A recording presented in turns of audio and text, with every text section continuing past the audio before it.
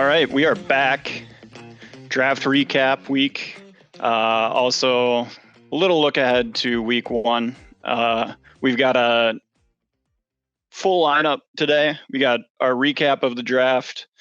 We've got our weekend update headlines. Got a way too early power rankings. And then the new feature, the Stone Cold Locks of the Century of the Week picks. Of the week. If you can't create it, steal it. Just steal it. It's been 10 years, statute of limitations. Yeah, I looked up on YouTube to see when the last time that that bit was done. I think 4 years ago was the last YouTube video. That's more recent than I thought, but still, miss you, SVP. Yep. All right, draft recap.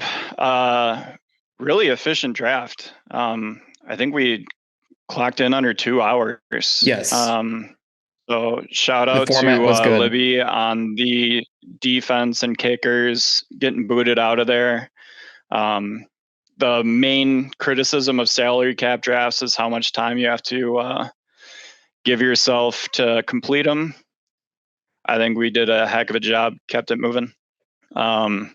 And I'm sure everyone appreciated that. So yeah, we're going to get into winners and losers of the draft. I would say winner, our commissioner, for streamlining the draft process. Congratulations, Libby. Well done. So we're going to get into first the winners of the draft. So these are overall teams that I'll list some of mine. Tim, you can list some of yours. Yep.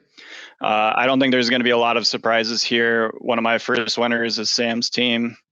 As has previously been stated over and over again on this show, I'm in love with Sam's roster. Not him personally, but I'm in love with his rosters. There's going to be for my two winners, there's going to be a common thread, and that is both of the teams that I picked had really good keepers. And I thought that they did an excellent job of adding around the players that they were already keeping for pretty cheap. I thought Sam did a great job. I think he was the one that I looked up the most and was like, oh, wow, he got him for that amount of money. So a couple of the highlights. I think Garrett Wilson for 50, if you already have your two keeper running backs, he grabbed two really good wide receivers for reasonable amounts of money in Garrett Wilson and CeeDee Lamb. And then I think Godwin was a steal at 14. I think that was a really good pick. Yeah. And then who knows with Russell Wilson? I think that's a big knock on his team. It could be, or it could be the best pick of the draft. I do think stashing Bryce Young on his bench is a good call because maybe besides Anthony Richardson, who's on your team, Bryce Young is probably the second best rookie QB in a better situation. So that could be a good stash. Yeah. And then my second winner is Tom's team. Again, two really solid keepers, one excellent one in Ja'Marr Chase, and he had Ramondre Stevenson, and then filled it out with who could possibly be the best player in fantasy this year, Christian McCaffrey for undervalue, I think at $65. Dameon Pierce is an RB1 if he stays healthy. Just a lot of solid players across the board, and he just had the two best. I think he had the two best keepers. I mean, Ja'Marr Chase for $28 is insane. And that he got his guy Joe Burrow again. I think he was very happy to get that connection. But I think the strategy of having your quarterback and your number one wide receiver be on the same team is always fun and can lead to some ridiculous scores. Yeah. Did you have any winners before we get into losers? I mean, it's hard not to say Ross. I think that there was a couple questionable picks in his lineup, but when you look at it overall, He gets to keep Patrick Mahomes, who he got for cheap last year.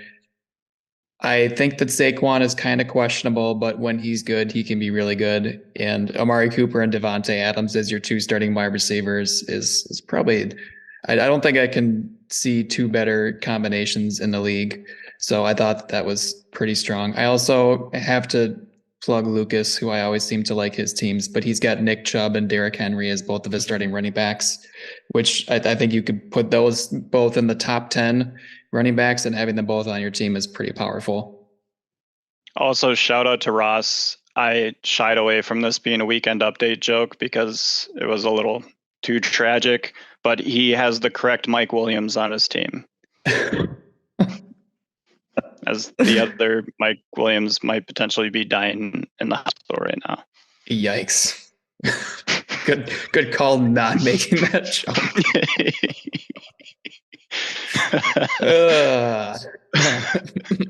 How about some losers? That's a good downer, so we can talk about some losers in the draft.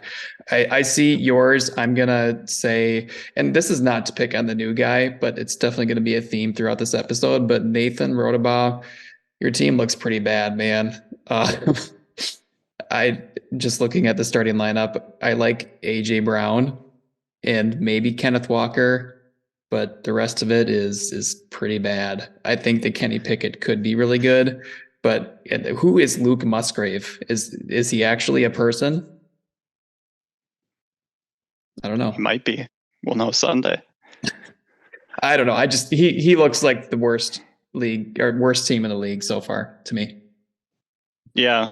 I mean, he's betting a lot on Kamara coming back and being a number one running back after sitting out for 3 games. So he might be a late riser during the season with his team. I had Seth, who was tough because I really love Lamar Jackson. I think I reflected this well within the power rankings that we'll get to. So spoiler, Seth is not the worst team, but I did have him as a loser because he paid $41 for Cooper Kupp, and who knows what's going to happen with Cooper Kupp now. That's tough.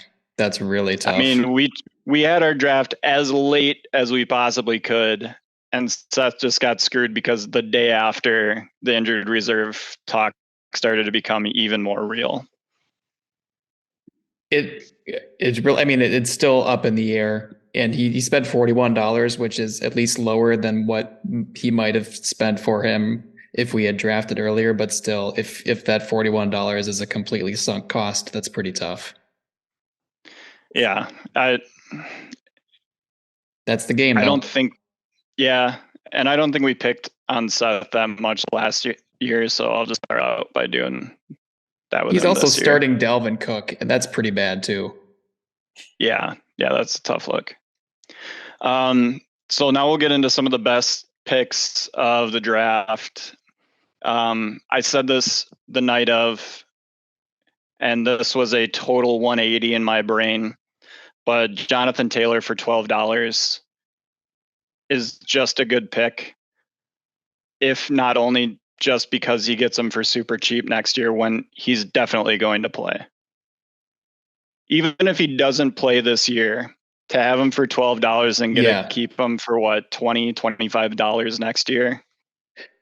I'm probably dumb, but I didn't even think about that as a strategy, that it is definitely in a keeper league a really good long play. I still think that he's going to come back this year in some form or fashion, but even if he doesn't, it's not a waste. Yeah, so great by Lucas. I already mentioned it. Christian McCaffrey for $65. I think it's specifically for Tom's team. I might not have had this if he was on someone else's team as their big money spend. But I think specifically for Tom's team, because he had that extra wiggle room with the cheap keepers, I think McCaffrey really rounds his team out. So I think it's a great pick. Another one that I already mentioned, Chris Godwin for $14. Might be the wide receiver 1 with the Buccaneers. Of course, they have quarterback troubles, but someone has to catch the ball. It's true. And then Justin Fields for $11. Yeah, I guess it depends on if you're buying the Justin Fields hype, but I mean, he almost won the fantasy league last year for Sam. it's true. He the stretch that he had last year where he was putting up 30 plus points a game was pretty ridiculous. So, And when I you could look at believe it. like Allen at, I think 33, I mean, Mahomes would have gone for more than what Ross kept him for. Lamar was at 20. What did what's his name for the Eagles? Jalen Hurts, Hurts went for, he must have gone for over $28. Yeah. So to get Fields for just over $10, not bad. If he's a top 5 quarterback, then yeah, it's a steal. I think a couple of my highlights are Libby got DeAndre Swift for $13, which I think is a player that he likes, and he also got him for pretty cheap, being a number 1 running option. I think Ross getting J.K. Dobbins, who's in a similar role for the Ravens, for $12 was also pretty cheap. And then Lucas got DeAndre Hopkins for $14. And I feel like he may be a little washed, but he's the number 1 option. And Tannehill likes to sling the ball. So I feel like that's a pretty good one too. Yeah. Some of the worst picks, Cooper Kupp. Yep. I mean, it might turn out fine in the end, but if he goes on IR and misses 4 games right away, that's really tough to pay your wide receiver 1. While you paid undervalue for him because of the injury, to not have him at all is tough. I also had Calvin Ridley for $38. Yeah. He better be a top 10 wide receiver for that amount of money. I think Libby got a little lost in the sauce. I'm not saying he was drinking or anything, but I think he had so much money at the end. He was drunk on money and just threw some cash Calvin Ridley's way. And then in a classic Luke Hates' team, Jamar Gibbs for $41. I don't know. I mean, I can kind of see your logic. I feel I recently read a report that said they're going to limit his touches early on in the year. I kind of figured that's why you put that in. It's just love the hype there. To continue to pile on Libby's hoarding of money, I feel like he dropped, and he jumped on this guy, Jaylen Warren. I made the joke that he was listening to our podcast, but he spent $20 on him. And as a Najee Harris owner that I am, and he was actually auto drafted for me when my internet was out, so I'm not super thrilled about that. But I, for my team's sake, hope that Jaylen Warren is really bad this year and never sees the football. It's Weekend Update.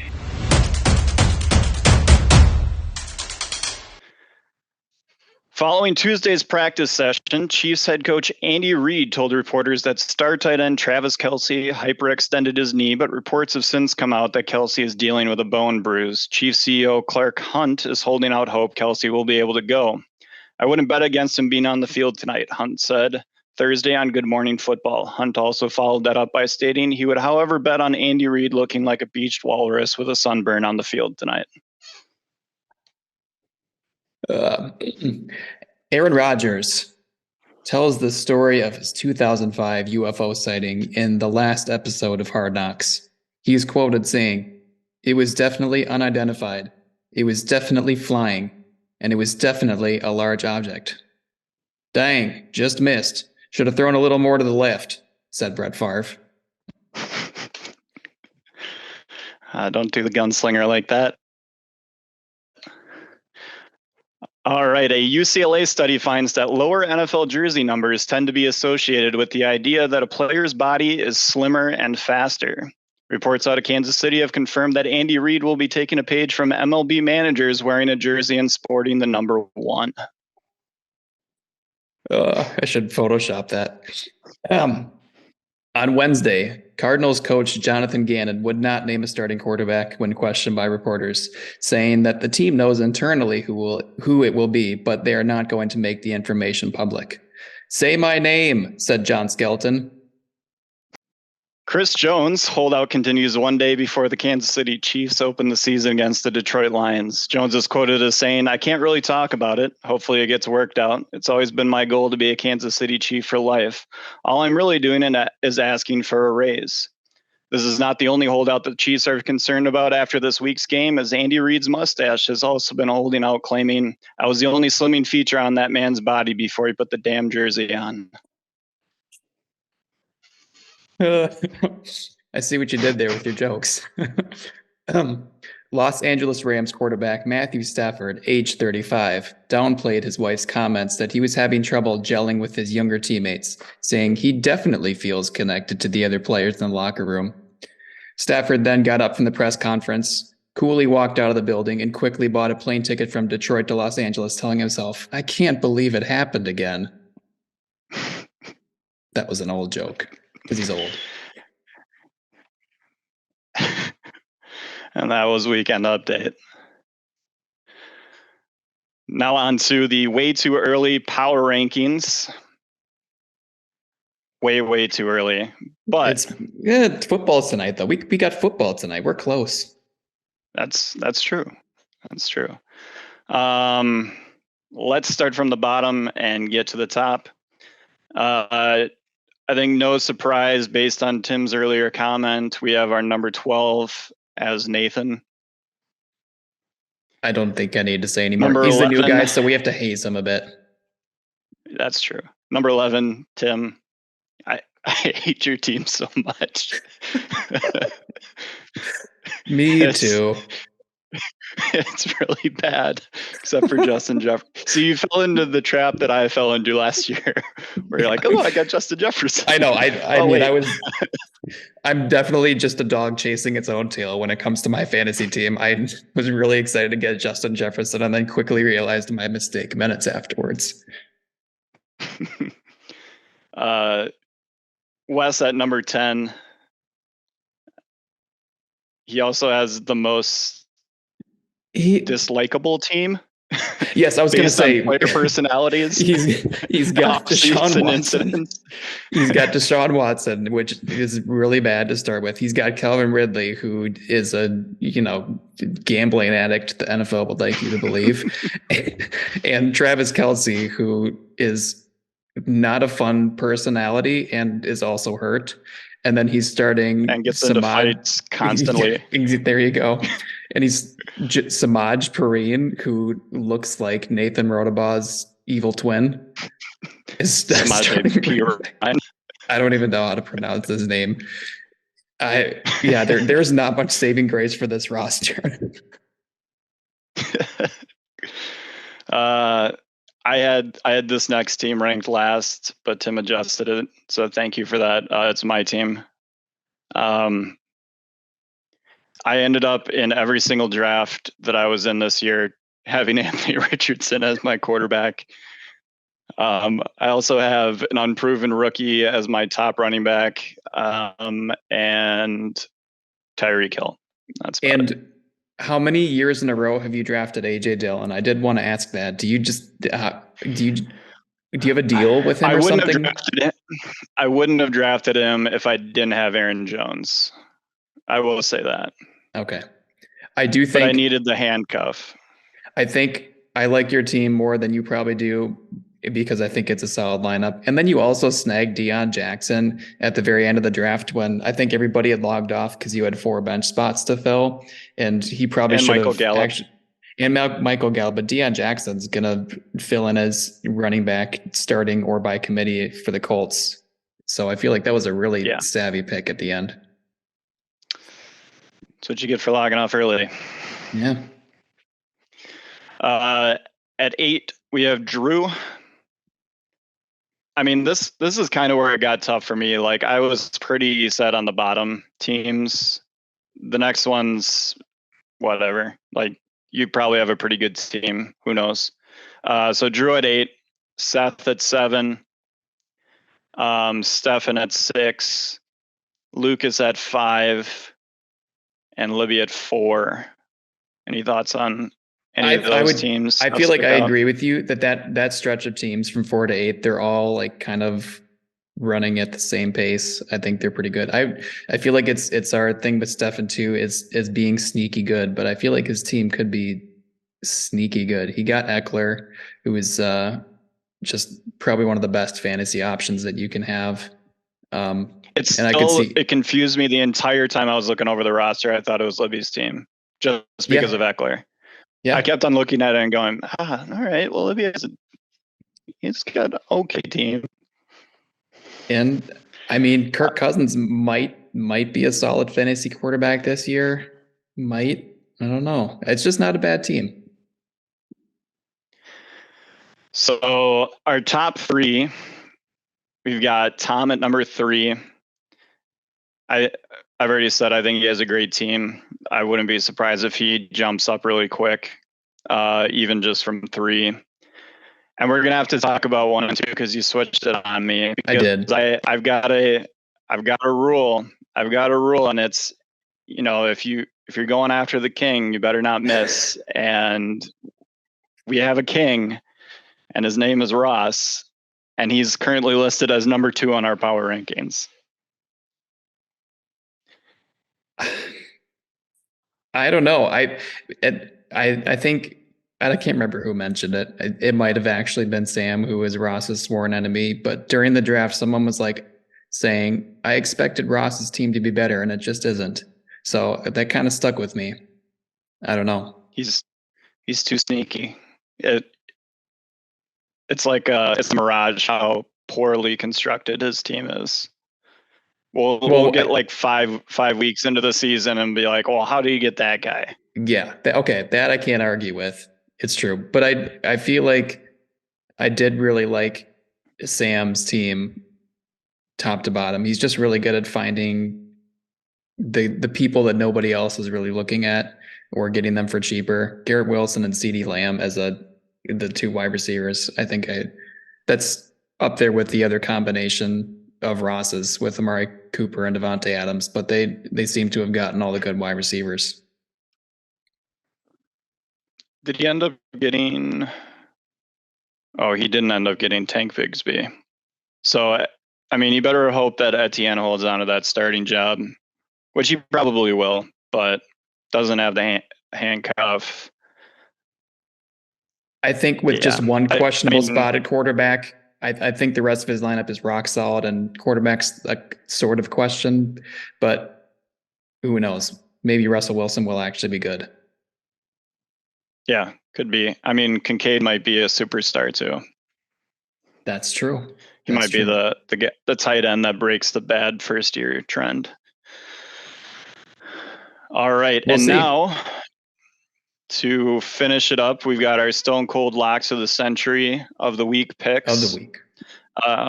For this, Tim and I are going to pick 3 games apiece. If we match on all 3, which will probably be rare, we do have a bonus pick to replace one of the matching picks, just so that we can't tie every week. So I've got to start off with, I've got Sam minus 11.5 points over my team. Yeah, that's. I think it's going to be a tough first week. I think rookie quarterback. I don't expect Richardson to be amazing right away. And I would guess the best that Tyreek Hill is ever going to get guarded is going to be week 1, because the team has the entire offseason to prepare for him. Those are just some of my thoughts, but yeah, I think Sam's going to win by 75 points. I'm gonna go underdog, and I'm gonna take after claiming him as number 2, I'm gonna continue to beat up on Ross and say that Seth is gonna beat Ross this week. at plus Ooh. 4.7. All right. That's pretty good. I think I got this right. You're playing Lucas. Yes, correct? I am David S. Footballs. Any questions? Okay, so I will be taking Lucas minus 2.7. He's going to win by 1 million. Oh, I feel like I need to refresh my page. The numbers must have changed. Yes. Okay. That's yeah. You really don't like my team. Oh no, it's minus 4.4 now. I was gonna say it has been changing, I think. All right. Well, at the time of it is currently minus 4.4. Hopefully those 0.3 don't kill me. All right. And I am going to lean into my hazing of Nathan Rodabaugh and say that Turd Ferguson, Drew, is going to beat him up by many, many points. He's minus 12.4. I actually I'm not taking it. It was my bonus pick was Nathan plus 12.4. Oh. I thought about it, but I think it's too risky. Yeah. I wanted to take one big underdog point, and that was my one pick. But then I talked myself out of it when I saw that you were playing Lucas. And then I have Ross minus the points, which are currently 4.7. Okay, so you're taking the inverse of my pick. Yeah. So Ross over. That's Seth. Yep, that's Seth. Yeah. Okay. That's good. We did not have any matching picks. I am actually going to take another underdog, which I'm not sure why he's an underdog, but I'm going to take Tom over Wes. It's a very, very close line. Wes is minus 1.4 points. All right. So a recap on mine. I've got Sam minus 11.5, Lucas minus 4.4, and Ross minus 4.7. Very chalk. Yeah, all favorites. All right. This is fun. We'll see how we do. It's the start of the year, so it could be completely wrong. Yeah. Any thoughts on the names so far? Team names? I really like the name so far. Drunk Uncle is a great choice for you. I am really hoping we can bring that bit into the weekend update. I'm not at some Drunk point. Uncle. Oh, you're not? Oh, no, Libby's Drunk Uncle. Libby's Drunk I'm the Uncle. other Okay. Bobby Moynihan character. Okay, I was gonna say we have lots of Bobby Moynihan characters. You're the Secondhand News, which is a great Fleetwood Mac song, yep. And also, yeah, Bobby Moynihan is also in the GIF for my name too. Legendary SNL actor, but Anthony Crispino. Thank you. Yeah, we got to bring him into the weekend update bit. I really like What Up with Dak because that's probably one of my favorite recurring SNL skits is the What's Up with That one. So that was a really good one. Very good. We got a classic with the Gumby reference. Yep. I don't know what Nathan's means. I don't either. And Sam's based on a skit, or is that just a Simpsons thing, or is he just making fun of Ross? I'm not quite sure. No, it's an SNL digital short. It's okay. Dick in a Box. Got it. Okay, that sounds familiar. And the David S. Pumpkins skit is, I remember laughing really hard the first time, and I had to bring in the football because that's my thing. Yeah. The rest of these people so need to name Wes, their teams. Tom, Ross, and Lucas.